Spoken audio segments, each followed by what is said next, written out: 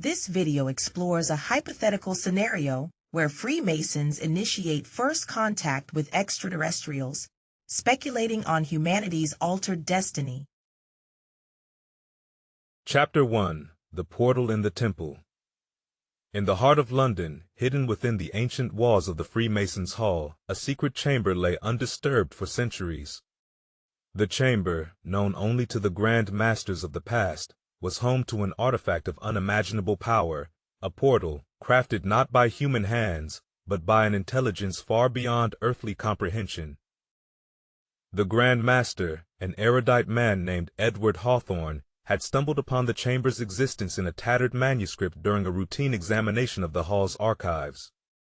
The manuscript spoke of a gateway to the stars, a gift from celestial visitors who had once walked among humanity's ancestors, imparting wisdom and promising to return in humanity's greatest hour of need. Driven by a mix of curiosity and duty, Hawthorne, accompanied by a select few of his most trusted brethren, ventured into the depths of the hall. The air was thick with dust and the weight of history as they descended the stone steps leading to the chamber.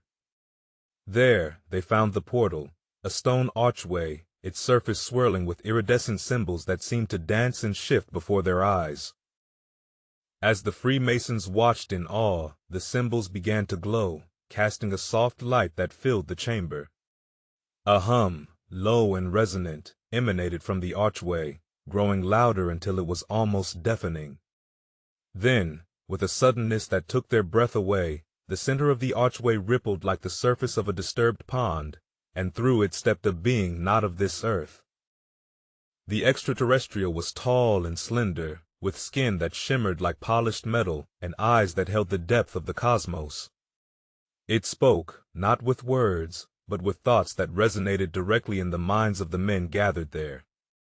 "We have watched you, children of Earth," the being conveyed. "You have reached a precipice, and the time has come for you to join the greater community of the stars. But first, you must prove you are ready." The Freemasons, known for their discretion and influence, found themselves at the forefront of the most significant event in human history. They were to be the intermediaries between humanity and the stars, a role they had unknowingly been groomed for through centuries of tradition and secrecy. As the world outside remained oblivious, the Freemasons began their preparations. They knew they must tread carefully, for the revelation of extraterrestrial life would shake the very foundations of human civilization. They would need to gather the brightest minds, the most influential leaders, and the most open-hearted among humanity to navigate the challenges ahead. The portal in the temple had opened, and with it, a new chapter in human history. The Freemasons had made first contact, and the future of Earth was now entwined with the mysteries of the universe, waiting to be unraveled by those brave enough to step through the archway. In the hallowed halls of the Masonic temple, where the echoes of ancient rites whispered through the air, the chosen few stood before the shimmering portal. The Grand Master, Edward Hawthorne, his heart heavy with the gravity of their secret, knew that the world beyond the archway held knowledge that could elevate humanity to new heights or cast it into chaos. The extraterrestrial visitor, a being of light and thought, had offered a glimpse into a universe where science and spirituality merged into one. The technology they possessed could heal the planet, end scarcity, and unlock the potential of the human mind. But at what cost? The Freemasons, guardians of the portal, grappled with the weight of their choices. As they delved deeper into the alien wisdom, they discovered technologies that could cleanse the oceans, harness the energy of stars, and even conquer death itself. The temptation to use these gifts was immense. Yet, with each marvel came a shadow, a question that gnawed at their conscience. Who would wield this power? Would it be shared freely, or become the privilege of the few? The ethical divide loomed large. The Freemasons, long the keepers of secrets, now faced the ultimate test. Should they step into the light, revealing the existence of the portal and its promises to the world? Or should they work from the shadows, guiding humanity's progress with a hidden hand? The Grand Master, his soul burdened by the responsibility, convened a council of the wisest members. They debated, their voices echoing off the temple's stone walls, each argument a thread in the tapestry of their decision. The choice was clear, yet complex, to embrace a future where knowledge was the currency of power, or to forge a path of equity, where every soul had the chance to reach for the stars. In the end, they emerged from the chamber with a resolve that was as firm as it was fraught with uncertainty. They would introduce the alien technology slowly, carefully, ensuring that each advancement served to unite rather than divide, to heal rather than harm.